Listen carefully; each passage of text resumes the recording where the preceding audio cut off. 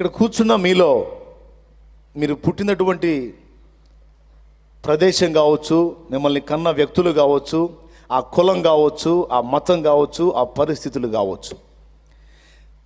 అగ్రకులంలో పుట్టినవాడు నా జన్మ గొప్పదని ఫీల్ అవుతుంటే, అంటరాని కులంలో నేను పుట్టానే, నాకే గౌరవం లేదే అని తన పుట్టుకను బట్టి చింతపడే వ్యక్తులు లేకపోలేదు. అయితే మోషే జీవితాన్ని చదివినప్పుడు ఐగుప్తు రాజకుమార్తె కొడుకుగా పెంచబడుతున్నప్పటికీ అది గొప్పతనంగా భావించలేదు. బానిసల సంతానం అని తెలుసుకొని, ఆహా ఈ బానిసల వాడినా నేనని తన్ను తాను నిరాశకు గురి చేసుకోలేదు. బానిసలైతేనే ఆ బానిస బంధకాల్లోంచి వాళ్ళని విడిపించి వాళ్ళ పరిస్థితులు అవసరమైతే నేను మారుస్తా, అంతేగాని నేను వాళ్ళలో ఎందుకు పుట్టాను, వాళ్ళు దరిద్రులు, బానిసలు, ఇట్లాంటి జీవితాలు అని చెప్పని నేను కుంచుకుపోను, నిరాశకు గురి కాను అని ఆయన తీర్మానం చేసుకున్నాడు. అంటరానితనం అని ఏర్పరిచి, మనుస్మృతిని ఏర్పరిచి, చాతుర్వర్ణాలని లైన్లోకి తీసుకొచ్చి, అంటరాని కులాన్ని ఒకదాన్ని సృష్టించి, ఆ పేరుతో నోటికి ముంత కట్టి, వెనక నడుంకి తాటాకు కట్టి చాలా సంవత్సరాలు మనుషులలోనే ఒక తరగతి వర్గాన్ని అతి దుర్మార్గంగా అవమానపరిచినటువంటి జనాంగంలో పుట్టినవాడు బిఆర్ అంబేద్కర్.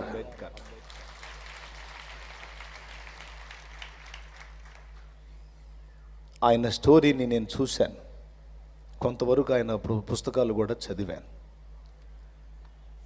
వాళ్ళ అమ్మకి బట్టల షాప్కి వెళ్ళి చీర తెచ్చుకోవడానికి వెళ్తే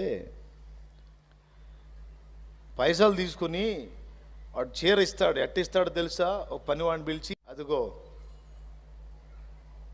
ఆమెకి చీర అంట ఇవ్వు అంటే, వాడు ఆ చీరను తీసుకొని చీర మీద అట్లా నీళ్లు పోస్తాడు. అట్లా పోస్తాడు నీళ్లు పోసి, ఈ చీర మీద నుంచి నీళ్లు కింద పడితే ఆ నీళ్లలో ఈ చీరని ఆ మట్టి ఆ నీళ్లు కలిసి బురద అయింది. ఆ బురద పూసి ఇదిగో అని ఇసిరేస్తాడు. ఇది చూశాడు అంబేద్కర్. మా అమ్మ డబ్బులిచ్చి కొనుక్కున్న వస్త్రానికి ఇంత అవమానమా? గుండె నీరైపోయింది. అందరికీ చేతులకి ఇస్తున్నారు, మా అమ్మకి ఎందుకు విసిరేశారు? అందరికీ దుమ్ము దులిపిస్తున్నారు, మా అమ్మ కట్టుకునే వస్త్రాన్ని ఎందుకు పని కట్టుకొని బురద చేసి దాన్ని పూసిచ్చారు? చదువుకోవడానికి వెళ్తే అంబేద్కర్ గదిలోకి ప్రవేశిస్తే లోపల ఉన్న పిల్లలందరూ బయటికి వెళ్తారు. రేయ్ ఎందుకు వచ్చావు లోపలికి? అంటరాని వాడా, నువ్వు బయట ఉండాలిరా, లోపలికి ఎందుకు వచ్చావు? లే వెళ్ళు అని పాపం ఆయన బయట కూర్చోబెడతారు, ఎడంగా కూర్చోబెడతారు. మిగిలిన పిల్లలందరినీ లోపల పిలిచి కూర్చోబెడతారు. మంచినీళ్ళు అవుతాయి. మంచినీళ్ళు అయితే మంచినీళ్ళు తాగుదామని చెప్పని ఆ కుండ దగ్గరికి వెళ్ళి గ్లాస్తో ముంచుకోబోతుంటే పరిగెత్తుకుంటూ వస్తాడు పంతులు. ఒరేయ్ నీకేమన్నా పిచ్చా?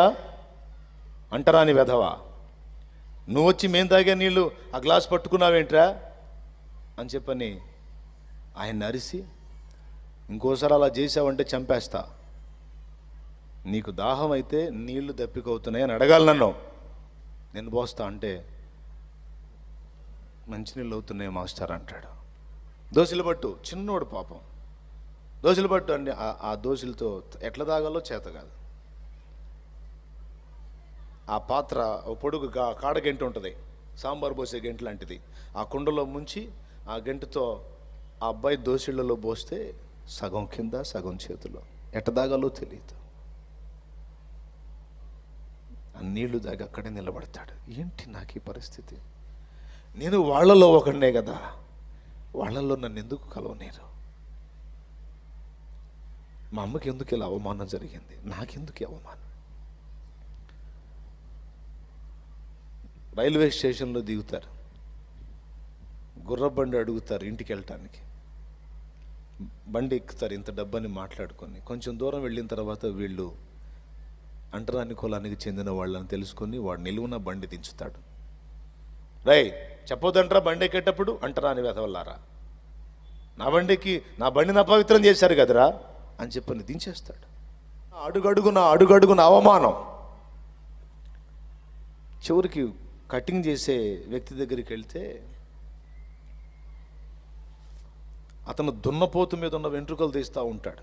పైసలు తీసుకొని వచ్చి నాకు తల కటింగ్ చేయండి అని అడిగితే అంటరాని వాడికి మేము చేయమంటాడు. మరి దున్నపోతుకు చేస్తున్నావు కదా అని అడుగుతాడు. దున్నపోతు కంటే కూడా నీచులురా మీరు అంటాడు. దున్నపోతు కంటే కూడా హీనులురా, దున్నపోతు కంటే కూడా, కుక్క కంటే కూడా మీరు హీనులు. మీకు ఇంట్రెస్ట్ ఉంటే చూడండి, దరిద్రగొట్టు సినిమాలు, సైతాను సినిమాలు కాదు, అంబేద్కర్ లైఫ్ హిస్టరీ పిక్చర్గా తీశారు చూడండి. తనకు జరిగిన వరుస అవమానాలన్నిటినీ గుండెల్లో పెట్టుకున్నాడు, ఛాలెంజ్గా తీసుకున్నాడు. సమాజం బురద అంది కదా, ఆ బురదలోనే నేను ఒక కలువ కావాలనుకున్నాడు. ఎవరో వస్తారు ఏదో చేస్తారు నాకెందుకులే అని నేను చెప్పినటువంటి మోషే కావచ్చు, అంబేద్కర్ కావచ్చు, విలియం కేరీ అనే వ్యక్తి కావచ్చు, వీళ్ళందరూ అలా అనుకుంటే ఈరోజు మన పరిస్థితులు ఇలా ఉండేవి కాదు. వాళ్ళు ఏమనుకున్నారో తెలుసా? దళితుల్ని లేక అంటరాని వర్ణంగా చెప్పబడినటువంటి నా కులస్తులని నేను కాపాడేదేముంది, నేను చేయగలిగేదేముంది, మన చేతనేమైంది, అందరితో పాటు నేను కూడా కలిసిపోవటమే అని రాసి పడకుండా అందరికీ భిన్నంగా ఆలోచించాడు. ఏంటో తెలుసా? వీళ్ళందరినీ నేనెందుకు కాపాడకూడదు? ఈరోజు నీ కుటుంబం దరిద్రతతో అల్లాడుతుంది, నీ సమాజం దరిద్రతతో అల్లాడుతుంది, నీ ప్రజలు సత్యమెరగక నశించిపోయి నరకానికి వెళ్ళే పరిస్థితుల్లో ఉన్నారు. ఎవడో వస్తాడు, ఎవడో ఏదో చేస్తాడని ఎవడి కోసమో ఎదురు చూడొద్దు. నీవే వారిని ఉద్ధరించువాడివి కావాలి అని తీర్మానం చేసుకోమంటున్నాడు దేవుడు. నువ్వు స్త్రీవి కావచ్చు, పురుషుడివి కావచ్చు, నువ్వే సమాజాన్ని ఒక మలుపు తిప్పడానికి తీర్మానం చేయమని దేవుడు పిలుస్తున్నాడు. చదవటం మొదలుపెట్టాడు, రాత్రి పగలు తేడా లేదు, పుస్తకాలు తినేస్తున్నాడు ఆయన. ఏమిట్రా నీకేమన్నా పిచ్చా అంటే, ఆ పట్టింది పిచ్చి, ఏదో ఒక దారి చేయకుండా మాత్రం వదిలిపెట్టను.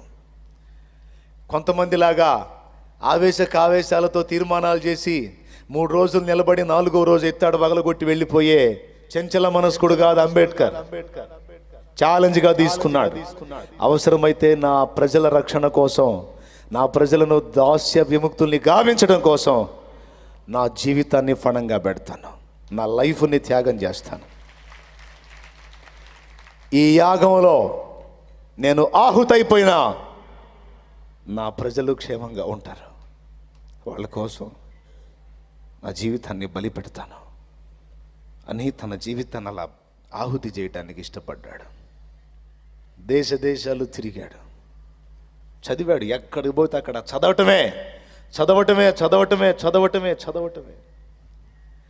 లైబ్రరీకి వెళ్ళి, లైబ్రరీలో ముందుండేది ఎవరంటే ఈయనే. ఆ లైబ్రరీ వాడికి విసుగొచ్చిద్ది, ఏమయ్యా వచ్చావా, ఒక్క రోజన్నా ఆలస్యంగా రావయ్యా, చూసి సంబరపడదామని ఉంది అంటాడు ఆ లైబ్రరియన్. అంబేద్కర్ గారు అంటారు, నా బాధ నీకు తెలియదయ్యా, తొందరగా తాళాలు తీ అంటాడు. కొన్ని చదవటానికి పైసలు లేవు, లైబ్రరీకి వెళ్ళాలి అని తీసుకోవాలి, చదువుకోవాలి. ఒకసారి లండన్ ప్రాంతానికి వెళ్తాడు. వెళ్ళి అక్కడ స్టడీ చేయటానికి ఉన్నప్పుడు భార్య దగ్గర నుంచి ఒక టెలిగ్రామ్ వస్తుంది, మన అబ్బాయి గంగాధర్ చనిపోయాడు. ఎందుకో తెలుసా? వాడికి ఆరోగ్యం బాగలేదు, చూపించడానికి డబ్బులు లేవు అని ఏడ్చి రాసింది. ఆయన ఏం రాస్తాడో తెలుసా? బాధపడకమ్మా, నా పరిస్థితి ఇక్కడ కఠినంగానే ఉంది,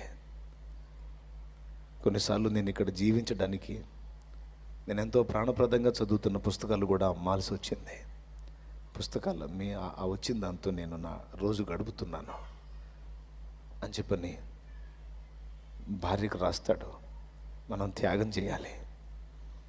ఇంకా రాస్తాడు, ఒక్కోసారి నేను తప్పు చేస్తున్నానేమో, ఎవరి కోసమో ఆలోచించి నా కుటుంబాన్ని బలి చేస్తున్నానేమో అని నాకు అనిపిస్తుంది. అయినా సరే బలి అయిపోయినా పర్వాలా, నేను నా కుటుంబం, తన కుమారుడు గంగాధర్ అని ఆయన చనిపోతాడు, పర్వాలేదు, నేను నా భార్య నా పిల్లలు మొత్తం ఆహుతైపోయినా పర్వాలేదు, నా ప్రజలు రక్షించబడితే నాకు అంతే చాలు, నా ప్రజలు దాస్య విముక్తులైతే అంతే చాలు, నా ప్రజలు సమాజంలో గౌరవనీయంగా బ్రతికితే అది చూడాలి, కన్ను మూయాలి. ఈరోజు భారత రాజ్యాంగ రచయిత ఎవరో మీరు చెప్పండి, పెద్దగా చెప్పండి.